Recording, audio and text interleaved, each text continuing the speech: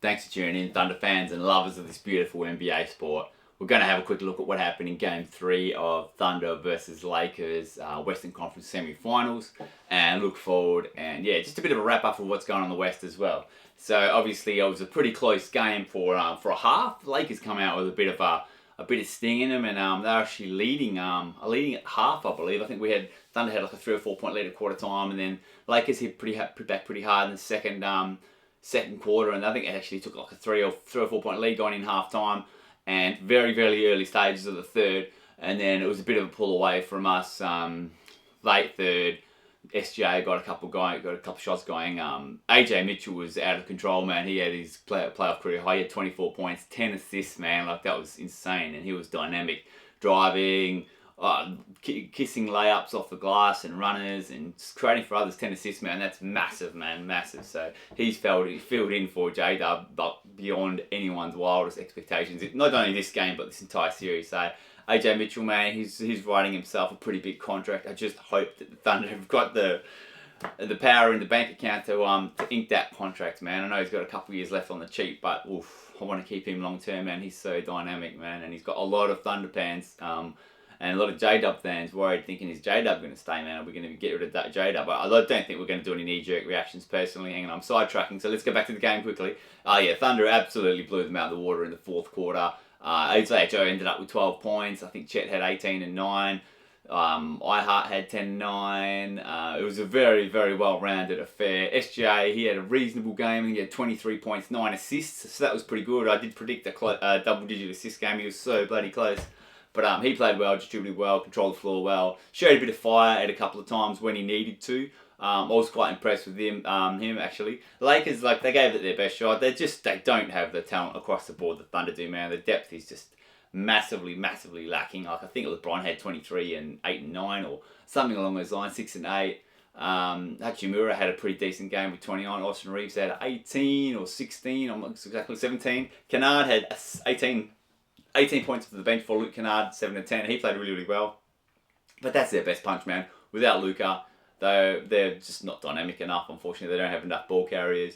They don't have the depth. Their perimeter defense has kept this series, well, when I say kept the series close, it's 3-0. Thunder up ready to pull the brooms out, but kept some of these games from being absolutely destructions, in the end scoreboard. But whilst we won this game, I think by 23, it was very one-sided in the end. They still hung in there for quite some time, and I don't think this is going to be a massive knock on LeBron's legacy if they get swept.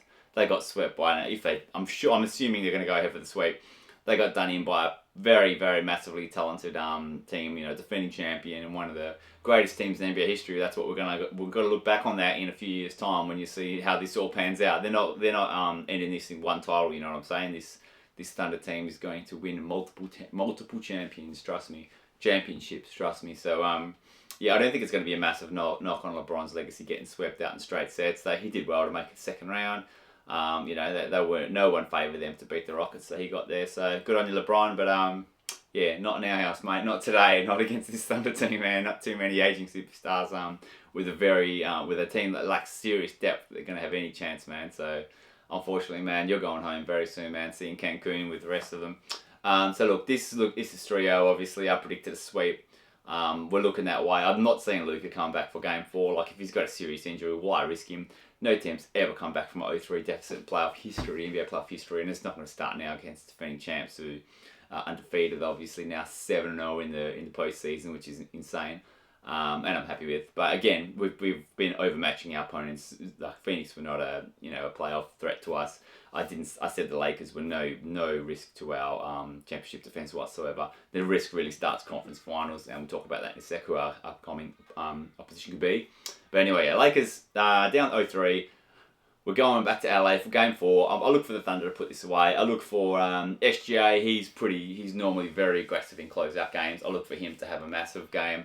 Whether or not that translates to 30, 40 points, I'm talking about just a massively assertive game. Very angry, hungry, playing defense, both sides of the ball, offense, defense, controlling the game. I look for SGA to step up big time and trying to put his foot down and squish this game. They don't want to come home and play another game. They're happy to put this one to bed. Let's get J-Dub's rehab happening and getting back fresh for next game. And we talk about those two injuries. I don't see Luka coming back, and I don't see J-Dub coming back. There's no reason to risk either of them, for, either both situations. What are you going to risk Luka for and potentially injure him further for next season? You want him to start fresh for next year, and same with J-Dub, not next season, but next series. You want J-Dub to be fresh, ready to rock and roll against our next opponent. So look, I look for this to be over tomorrow when Game 4 starts or finishes, whatever it may be, and go Thunder. That'll make us halfway to the title, but the hard work has not been done yet. We have played some much lesser opponents. I do believe we've had a relatively easy draw compared to some of the other contenders. I mean, Denver drew the T-Wolves. Denver was supposed to be conference final material. They drew T-Wolves first round, man, and T-Wolves are just this instant playoff team that doesn't muck around no matter what they're seeded. And look at the Spurs, man. Like they've drawn the T-Wolves in the second round. They're going up. They're ready for blood as well. So, I think we've gotten a little bit lucky with the Suns and the Lakers. But that's what happens when you get the first seed. You finish first, number 1 seed, you play the inferior team, you play the 8th seed, you win through, you play the inferior from the top 4, we play the 4th seed. And the 4th seed, those Lakers, they had that obviously massive injury to Luka. And they just don't have any depth. That was always going to be a massive overmatch on our side. So let's look ahead to that next series. Like I said, I'm looking for this to be over 4-0, and hopefully we'll get the brooms out. We'll still call it a gentleman's sweep because the Lakers did put up a decent show. Lakers, Spurs and T-Wolves, man. I just watched Game 4, man. Wembanyama got ejected, baby, with a vicious intentional elbow on Naz Reid's neck. So he got ejected in second quarter. That was a massive elbow. Very deliberate. Massive wind-up. There was 100% the intention was there. I'm not sure if that's going to get looked at for a potential suspension for Game 5. If it is, man, this could be a massive boil-over. But as it stands, we're 2-2 now, man. Minnesota had a very passionate finish to that game. Spurs soldiered on without Wemby and kept a decent lead going, up 6 maybe mid-4th quarter. And I was watching that game thinking, geez, where's the spark come from? Then Ant fired up yet again. And I think he finished with 38 points. He went ballistic. Naz Reid solid as. Julius Randle made some wicked passes in the clutch. A couple of rippers to Gobert for and one layup and then a slam. So he's playing well. They're looking like a team on a mission, man. They're gutsy.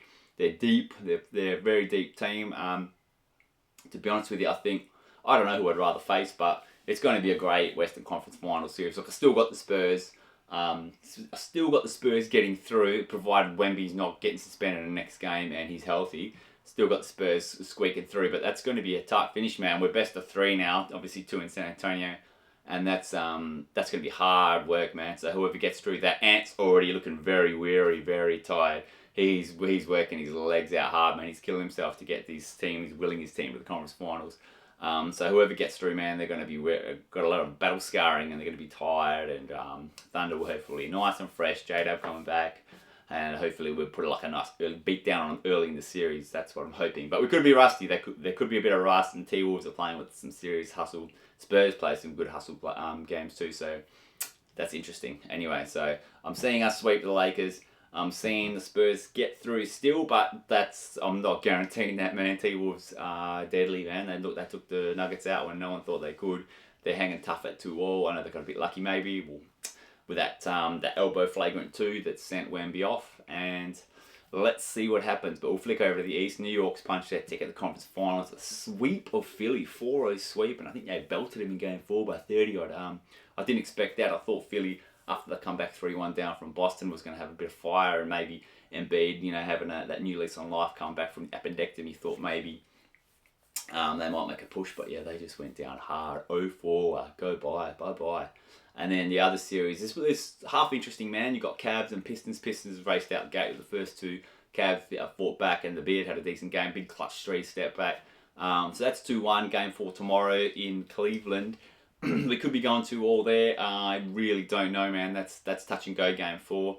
Obviously, I think if Pistons win that, the end of the series is over. Cavs win that, man. It actually could go either way. The Cavs are deep, and Donovan Mitchell had a decent game too. He popped up and had a pretty good Game 3. So he has been very quiet these playoffs, man. Not his usual playoff explosive self. So yeah, that could be an interesting finish to that one too. But look, I'm probably seeing Detroit get through. Then you got Knicks. If we got Knicks Pistons, that's a wicked matchup, and I see that going 7. I know that Pistons got home court. That could go either way. Knicks are playing very, very well right now. Their offense is rolling. They're steamrolling teams by 30 plus, and they're looking really, really good, but they're not playing superb opposition. Detroit are a hell of a defensive unit and very tough. So I see that going 7, and that would be wild. And I see, say if it were to be the Thunder and Spurs, which is probably what it's going to be, that's going probably 6 as well, at least.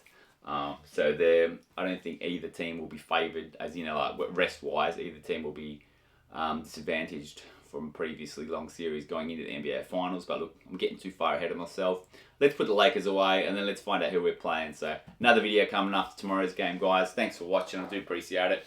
And I love this NBA thing, man. I hope you do too. If you're into the Thunder, if you're from Thunder, man, flick me a message. I'd love to hear from you. A few people have got in touch with me saying they love my commentary all the way over in Australia, man. So that means a lot to me, guys. Please, drop a comment, hit me a message, whatever you can. Thanks, guys. Thunder up, baby. Thunder up. 9 wins to go, baby, for the title. Back to back. Let's go.